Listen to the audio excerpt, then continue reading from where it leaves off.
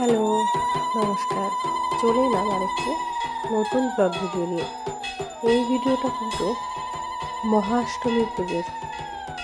আমরা সবাই মিলে সকাল সকাল চলে গেলাম মণ্ডপে। সেখানে পুজো শুরু হয়ে গেছে। এরপর আমাদের অঞ্জলি শুরু হবে। এই অষ্টমীর দিনে কিন্তু প্রচুর ভক্তের সমাগম হয়। প্রচুর মানুষ আসেন এই অষ্টমীর অঞ্জলি দিতে। দেখুন কত মানুষ। ষষ্ঠীর দিন, সপ্তমীর দিন এত মানুষ হয় না, এবং নবমী দশমীতেও এত মানুষ দেখা যায় না। একমাত্র অষ্টমীর অঞ্জলিতেই এই রকম এত মানুষের দেখা মেলে। প্রত্যেক দিন যদি সবাই এইভাবে আসতো তাহলে কিন্তু অনেক ভালো হতো। যাই হোক, পুজোয় সব থেকে যিনি আনন্দ করেছেন আমাদের অষ্টমী পুজোয়, তিনি হলেন এই যে আমাদের দাদা। এই বয়সেই কিন্তু আমরা দ্বিগুণ হয়ে গেছি। এই যে আমাদের গীতাদির নাতি, কিন্তু আমাদেরও নাতি। যেহেতু সঙ্গীতা আমাদের কাকিমা বলে ডাকে, তো সঙ্গীতার ছেলে কিন্তু আমাদের নাতি হয়। ঠাকুরমা দিদার সাথে নাতিপুতির সম্পর্ক কিন্তু খুব মধুর হয়। আমরা এনাকে দাদা বলে ডাকি। দাদা যে কী পরিমাণে আনন্দ করেছে আজকের পুজোয়, আনন্দ ঘন মুহূর্তই কিন্তু বেশি দেখাবো।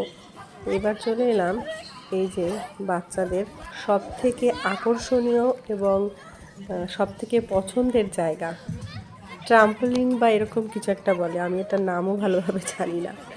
কিন্তু এই যে দেখুন করছেটা কি, প্রত্যেকটা বাচ্চা এত আনন্দ করেছে, আমি ভাবলাম ওদের ভিডিওই বানাই।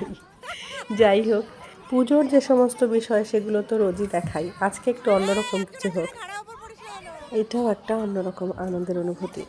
কিন্তু এই ভিডিওতে অনেক ইন্টারেস্টিং জিনিস আছে।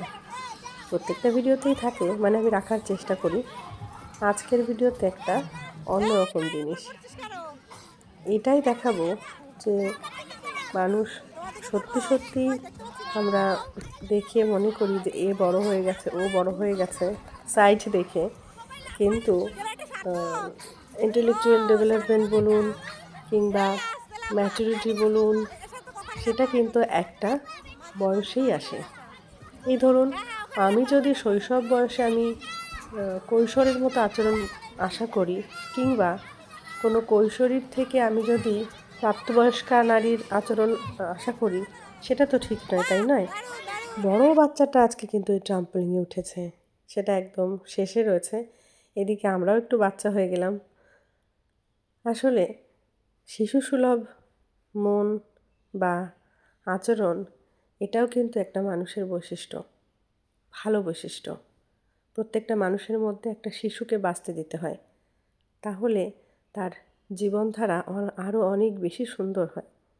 কারণ শিশুরা ওই কে কী বলল, কে কী ভাবলো, এই বিষয়গুলো মাথাতেই আনে না। তারা তাদের মতো করে বাঁচে। আসলেই এটাই তো ঠিক না? নিজের মতো করে বাঁচা উচিত, অবশ্যই অন্যকে ছোট করে বা অসম্মান না করে। এই যে দেখুন চলে এসছে, এই সব কটা আমরা বলি বড় হয়ে গেছে। হাইট দেখুন এক একজনের। কিন্তু এদের দেখে কেউ বলতে পারবেন যে এরা বড় হয়ে গেছে? দেখুন তো অবস্থা, খুব বেশি বড় এরা হয়নি। এদের ম্যাচুরিটি কিন্তু এখনও সেই আমরা যা এক্সপেক্ট করি সেই এক্সপেকটেশন অনুযায়ী কিন্তু এদের আচরণ নয়, আর না হওয়াটাই স্বাভাবিক। কারণ এদের এজ কিন্তু খুব বেশি নয়, দেখতে লম্বা হয়ে গেছে। যাই হোক, সব সময় আমি যা চাইবো আমার আশানুরূপ হবে তেমনটা কিন্তু নয়। কারণ প্রত্যেকটা মানুষেরই বাঁচার অধিকার আছে যার যার মতন করে। আমরা অন্যের জীবনের মানদণ্ড নির্ণয় করি, আসলে অন্যের থেকে আমাদের প্রচুর আশা। কিন্তু আমি যেটা বিশ্বাস করি বা মনে করি, ব্যক্তি নিজে যেমন আচরণ করবে সেটা দেখে কিন্তু অন্য মানুষ শিখবে। সেই জন্য আমি যেটা অন্যের থেকে আশা করছি সেই জিনিসটা আমি যদি, মানে ডেমনস্ট্রেশনের কথা বলছি, আপনি যদি ডেমনস্ট্রেশন দিয়ে বুঝিয়ে দেন যে একটা পারফেক্ট মানুষ কেমন হয়, নিজে আগে পারফেক্ট হতে হবে, পারফেক্ট মানুষের যে আচরণ সেটা নিজের আচরণে বুঝিয়ে দিতে হবে, সেইটাই বরং বেশি ভালো। কারণ আমি অন্যের থেকে আশা করছি এই মানুষটা এইরকম হবে, এইরকম হবে, ওই রকম হবে, সেই রকম হবে, এটা আশা না করে আমি নিজে মানুষটা যদি সেই রকম হই, তাহলে বোধহয় একজন আমাকে দেখে শিখতে পারবে যে না, পারফেক্ট মানুষ কেমন হয়। বিচারক হওয়া খুব সহজ, কারণ সেখানে কোনো পয়সা কড়ি খরচ করতে হয় না। সেই জন্য খুব সহজে আমরা বিচারক হয়ে যাই। এই যে এই মানুষটাকে দেখুন তো, এই যে কবি গান হচ্ছে আর এই যে বসে আছেন। আমি জুম করে ভিডিওটা করেছি, যার জন্য আমি ওনার কাছে যেতে পারিনি। খুব ভালো সম্পর্ক ওনার সাথে আমার, বয়স্ক মানুষ, সমস্ত চুল দাড়ি পেকে গেছে, পুরো সাদা, গেরুয়া বসন পরেন। উনি 10,000 টাকা দিয়েছেন যে এখানে প্রসাদ বিতরণের জন্য। খিচুড়ি প্রসাদ হয়েছে আজ অষ্টমীর, প্রসাদের দায়িত্ব কিন্তু ইনি নিয়েছেন। ভাবুন তো, এই মাঠে টাকা পয়সাওয়ালা মানুষের কি অভাব আছে? 10,000 কেন, 50,000, 1 লাখ, 5 লাখও দিতে পারেন, এমন মানুষও আছে, কিন্তু এই মানুষটা দিয়েছেন।